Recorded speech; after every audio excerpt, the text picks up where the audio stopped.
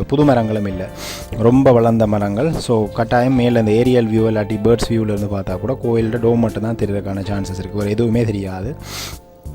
அந்த அளவுக்கு பச்சை பசேரண்டு ரொம்ப வளர்ந்த மரங்கள் இருந்தது. ஸோ உள்ள இறங்குவோம் அப்படின்னு சொல்லி போட்டு நாங்கள் பார்த்தா எங்களுக்கு எந்த பக்கத்தால் ஸ்டார்ட் பண்ணுறன்ற ஒரு ஐடியா கூட இருக்கல. என்னென்னு சொல்லி பார்த்தீங்கன்னா அந்த அளவுக்கு சுற்றி வர இடங்கள் தான், ஒரு கார்டனுக்குள்ளே போன மாதிரி. இப்போ பெருதனியா கார்டன் போனால் எந்த மாதிரி ஒரு ஃபீல் வரும், எந்த பக்கத்தாலடா ஸ்டார்ட் பண்ணுறது, எதையும் மிஸ் பண்ணிடாமல் இருக்கணும்ன்றதுக்காக ஏதாவது ஒரு பக்கத்தை அடையாளம் வச்சு ஸ்டார்ட் பண்ணுவோம் அப்படின்னு சொல்லி பார்த்தால் முன்னும் நாங்கள் டிசைட் ஆகலை.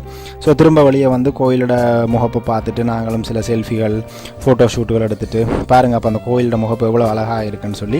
பட் அது கொஞ்சம் வித்தியாசமாக இருந்தது எனக்கு வந்து அந்த பார்க்க அந்த அந்த டோம் வந்து அந்த ஒரு பெரிய அந்த லைக் அந்த பள்ளிவாசல்களில் இருக்கிற மாதிரி அந்த ஒரு புரை வடிவம் மாதிரி, அதாவது அந்த ஒரு மேலே ஒரு விதைச்சு கவுட்டு போட்ட மாதிரி வந்து இருந்து